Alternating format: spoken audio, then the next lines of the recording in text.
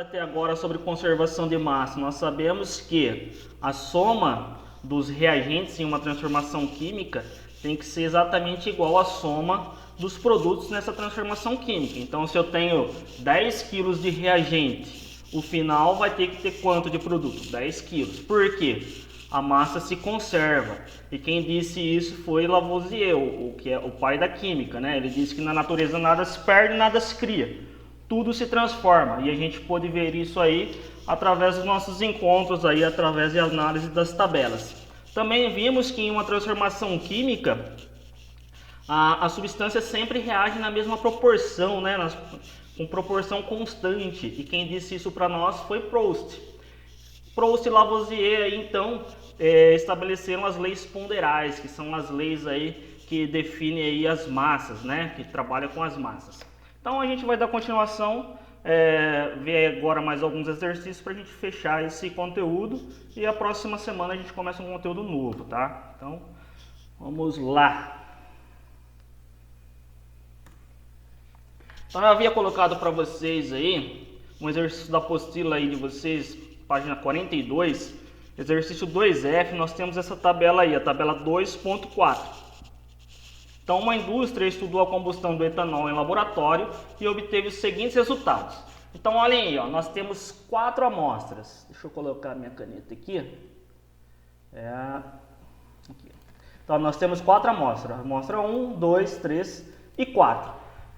Do lado esquerdo, ó, nós temos os reagentes, que é o etanol, reagindo com quem? Com oxigênio. Então aqui, ó, massa no estado inicial. Então aqui eu tenho os meus reagentes, ó.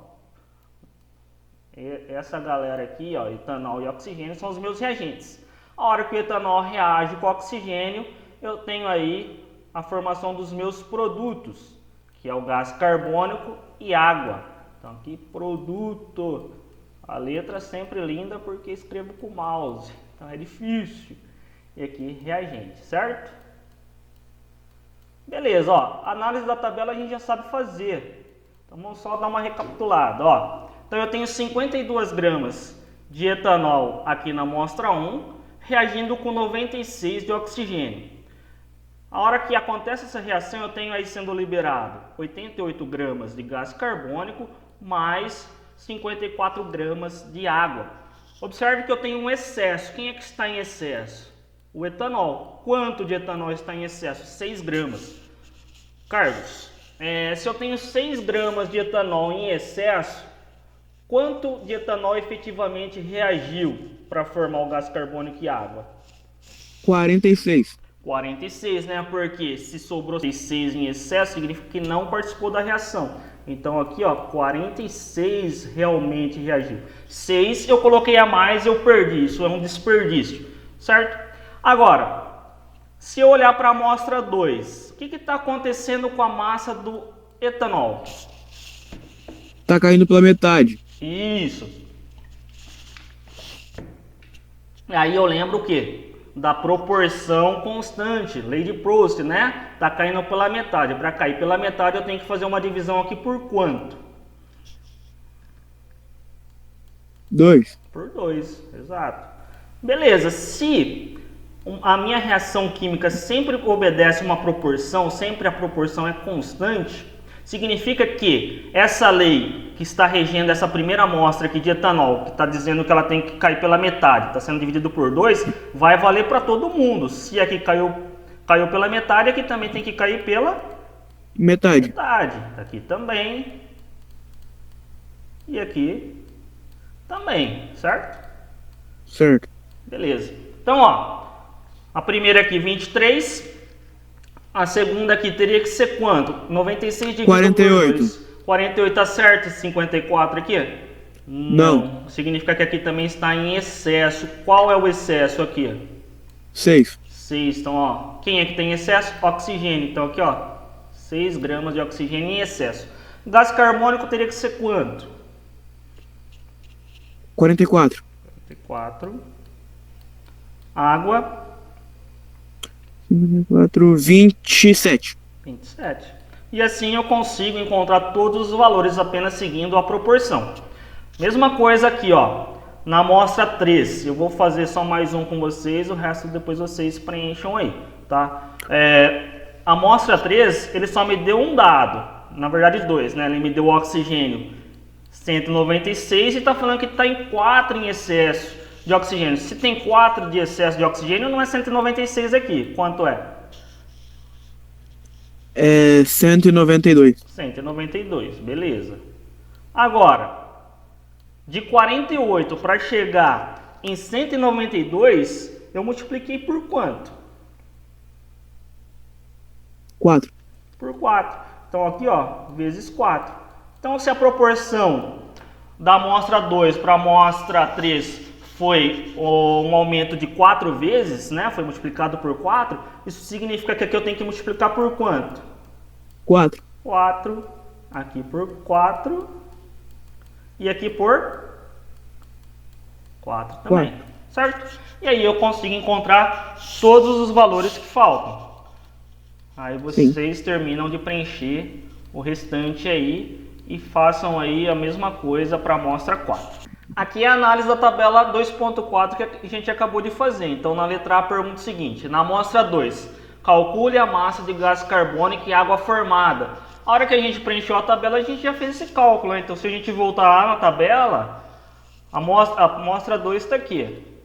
Gás carbônico, quanto é a massa? 44 e água 27. Então agora, depois que você preencheu a tabela, é só ir colocando os valores que são pedidos ali nas questões, tá? Então a mesma coisa para a letra B.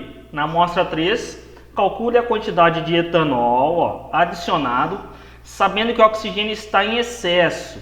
A gente já viu quanto que esse oxigênio está em excesso. Se a gente voltar lá na amostra 3, ó, 4, né? Opa. Qual é a massa de gás carbônico e de água produzida?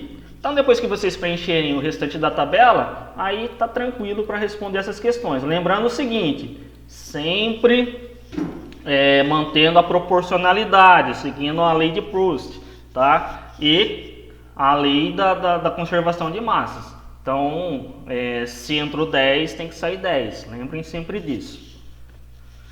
E a última questão aqui, se eu não me engano, falei que eu já ia ser bem rapidinho e vai ser mesmo, ó. 2F. Considerando as conclusões sobre a conservação de massa e sobre as proporções constantes, então, ó, ele já está falando aqui para você conservação de massa e proporções constantes nas transformações químicas, complete a tabela 2.5. Então, tabela 2.5, referente à transformação do mármore em gesso sob a ação do ácido sulfúrico. Aqui, admita que os reagentes sejam consumidos totalmente. Galera, isso aqui é importante. O que quer dizer que os reagentes sejam consumidos totalmente? Vai ter excesso nessa transformação química? Não. Não, né? Se vai entrar 10, vai ser consumido os 10, então tudo vai se transformar em produto.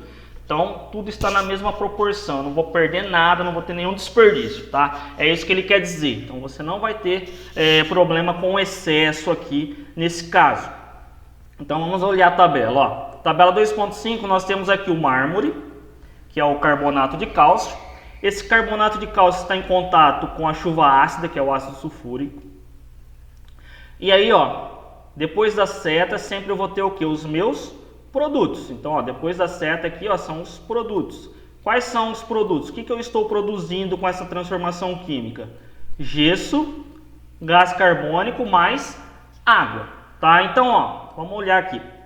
No primeiro caso, eu tenho 100 gramas de mármore entrando, reagindo com 98 gramas de chuva ácida e formando 136 gramas de gesso. E aqui ele não deu o valor do gás carbônico e deu o valor da água.